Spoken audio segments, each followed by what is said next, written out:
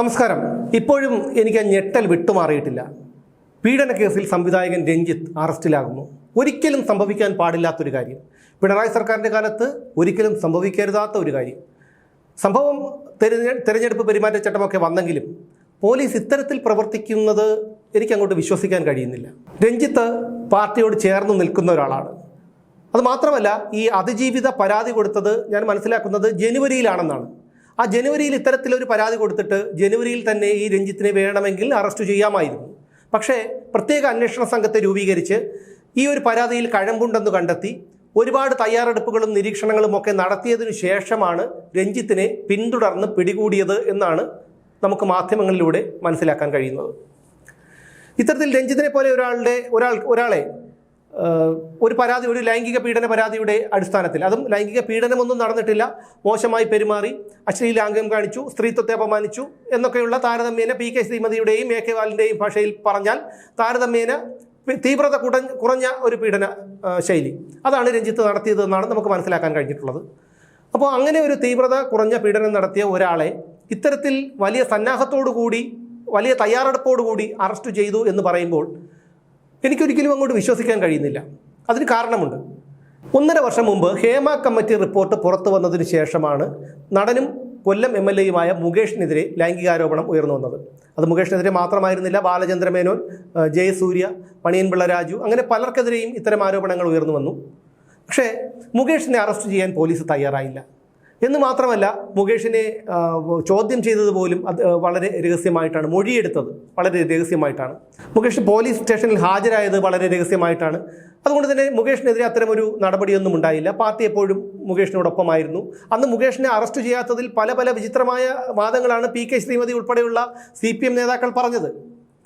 അങ്ങനെ ഇരിക്കുമ്പോഴാണ് ഇപ്പോൾ പിന്നീട് രാഹുൽ മാങ്കൂട്ടത്തിലിൻ്റെ കേസുണ്ടാവുന്നത്. അദ്ദേഹത്തിനെതിരെ പീഡന പരാതികൾ നിരന്തരം ഉയർന്നു വരുന്നത്. ഒരു 3 പീഡന പരാതിയിൽ അയാൾക്കെതിരെ പോലീസ് അന്വേഷണം നടത്തി. ഒടുവിൽ അയാളെ പിന്തുടർന്ന് പാലക്കാട് നിന്ന് പിടിച്ച് 18 ദിവസം അയാളെ റിമാൻഡ് ചെയ്തിരുന്നു.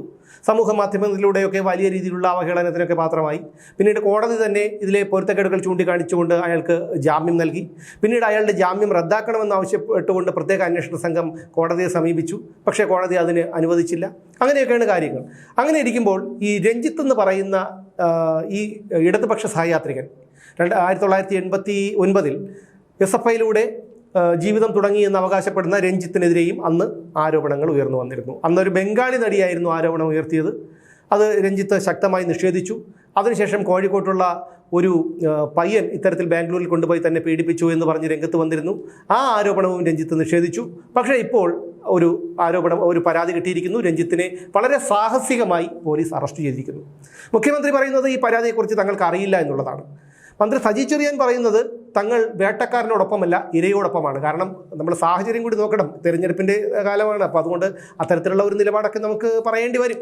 പക്ഷേ എന്നെ അത്ഭുതപ്പെടുത്തുന്ന ഒരു കാര്യം, പാർട്ടിയോട് ഇത്രയധികം ചേർന്ന് നിൽക്കുന്ന രഞ്ജിത്തിനെ എന്തുകൊണ്ടാണ് ഇത്തരത്തിൽ ബലി കൊടുത്തത് എന്നുള്ളതാണ്. ഇതിനു മുമ്പ് ചലച്ചിത്ര വികസന അക്കാദമി ചെയർമാനായിരുന്ന കമാലുദ്ദീൻ, അദ്ദേഹം സംവിധായകനാണ്. അദ്ദേഹത്തിനെതിരെ ഒരു പോക്സോ കേസ് ഉയർന്നു വന്നിരുന്നു. പക്ഷേ ഒരു നടപടികളും ഉണ്ടായില്ല, അറസ്റ്റ് ചെയ്തില്ല, മറ്റൊന്നും ഉണ്ടായിട്ടില്ല. പക്ഷേ ആ വാർത്ത പറഞ്ഞതിൻ്റെ പേരിൽ, ആ ഒരു വിഷയം ചർച്ച ചെയ്തതിൻ്റെ പേരിൽ I2I എന്ന ചാനലിലെ സുനിൽ മാത്യുവിനെതിരെയും ശാന്തിവിള ദിനേശിനെതിരെയും, സംവിധായകൻ ശാന്തിവിള ദിനേശിനെതിരെയും പോക്സോ ആക്ട് പ്രകാരം കേസെടുത്തിരുന്നു. ആ കേസ് ഇപ്പോഴും നടന്നുകൊണ്ടിരിക്കുകയാണ്. അങ്ങനെയുള്ള ഒരു അസാധാരണമായ സാഹചര്യത്തിൽ ഇപ്പോൾ എന്തുകൊണ്ടാണ് രഞ്ജിത്തിനെ അറസ്റ്റ് ചെയ്തത്? അതൊരിക്കലും സാധാരണക്കാർക്ക് ആർക്കും വിശ്വസിക്കാൻ കഴിയാത്തൊരു കാര്യമായിരുന്നു. എന്താണ് ഇവിടെ സംഭവിക്കുന്നത്? പക്ഷേ രഞ്ജിത്തിൻ്റെ അറസ്റ്റോടുകൂടി ഞാൻ മനസ്സിലാക്കുന്നത് രഞ്ജിത്തിനെ ഈ പരാതി ജനുവരിയിൽ തന്നെ അവർക്ക് കിട്ടിയെന്നുള്ളത് സത്യമാണ്. പക്ഷേ അതുവരെ എന്തുകൊണ്ടാണ് ആ പരാതി ഇത്രയധികം ദിവസം മൂടി വെച്ചത്? അല്ലെങ്കിൽ ഈ ഒരു തെരഞ്ഞെടുപ്പിൻ്റെ ഈ SDPIയുടെ പിന്തുണ ആവശ്യപ്പെട്ടു, CPM പിന്തുണ ആവശ്യപ്പെട്ടുകൊണ്ട് തെരഞ്ഞെടുപ്പിനെ നേരിടുന്നു എന്നുള്ള വലിയ വിവാദമൊക്കെ ഉയർന്നു നിൽക്കുന്ന ഈ സാഹചര്യത്തിൽ എന്തുകൊണ്ടാണ് ഇദ്ദേഹത്തെ പെട്ടെന്ന് ഒരു ദിവസം രാത്രി കാറ് തടഞ്ഞ് അറസ്റ്റ് ചെയ്യുന്നത്? അവിടെയാണ് സംശയമുണ്ടാകുന്നത്. കാരണം രഞ്ജിത്തിന് വളരെ ഇടതുപക്ഷ നേതാക്കളുമായിട്ടൊക്കെ വളരെ സ്വാധീനമുള്ള ഒരു വ്യക്തിയാണ് രഞ്ജിത്ത്. ആ രഞ്ജിത്തിനെ അറസ്റ്റ് ചെയ്യുക എന്ന് പറഞ്ഞാൽ അത് നമുക്ക് വിശ്വസിക്കാൻ കഴിയുന്ന ഒരു കാര്യമല്ല. രഞ്ജിത്ത് അറസ്റ്റ് ഉണ്ടാകുമെന്ന് ഉറപ്പായതോടുകൂടി രഞ്ജിത്ത് പല CPM നേതാക്കളെയും ബന്ധപ്പെട്ടിരുന്നു. പക്ഷേ അവരാരും തന്നെ സഹായിച്ചില്ല എന്നൊക്കെയാണ് ഇപ്പോൾ പുറത്തു വരുന്ന വിവരം. ഒരിക്കലും പിണറായി വിജയൻ സർക്കാരിൻ്റെ കാലത്ത് ഒരു ഇടതുപക്ഷ നേതാവിന് സംഭവിക്കാൻ പാടില്ലാത്തൊരു കാര്യമായിരുന്നു. ഇപ്പോൾ തെരഞ്ഞെടുപ്പ് പെരുമാറ്റച്ചട്ടം വന്ന് പോലീസിൻ്റെ നിയന്ത്രണം പിണറായിയുടെ കയ്യിൽ നിന്ന് പോയെങ്കിലും പോലീസിൻ്റെ അസോസിയേഷൻ്റെ സംഘടനാ സംവിധാനമൊക്കെ ഇപ്പോഴും ഇടതുപക്ഷത്തോടൊപ്പമാണ്. പക്ഷേ എന്തുകൊണ്ടാണ് ഇത് സംഭവിച്ചത് എന്നുള്ളത് ഇപ്പോഴും ദുരൂഹമായി തുടരുകയാണ്. എന്നെ സംബന്ധിച്ചിടത്തോളം അത് ദുരൂഹമായി തുടരുകയാണ്.